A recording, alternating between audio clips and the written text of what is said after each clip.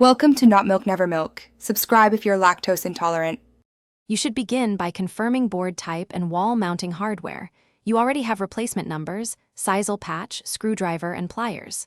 First, remove darts and loosen mounting bracket screws. If board hangs on a hook, lift and tilt to free.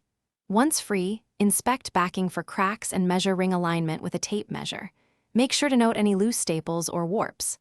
Next, use a Phillips screwdriver to remove the outer number ring so you can access damaged sisal and prepare for repair. You now repair the face.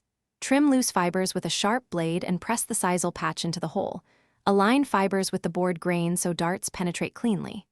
Once the patch is seated, use a small amount of wood glue around the edge. Do not overapply to secure it. Clamp lightly with heavy books for 20-30 minutes. While drying, reposition and tighten the wire spider, bending only the necessary tabs so it sits flush. If wires are bent beyond repair, replace the spider ring entirely for accurate scoring. Once adhesive cures, reattach the number ring and remount the board at regulation height. The bull center at 1.73 m from floor and the board centered at 7 feet 9.25 inches for throwing distance reference. Tighten mounting hardware, check level with a spirit level, and spin the number ring to verify rotational alignment. Make small adjustments so sectors are true. If darts bounce out or score inconsistently, rotate the board by one segment and red item. If bounce persists, replace.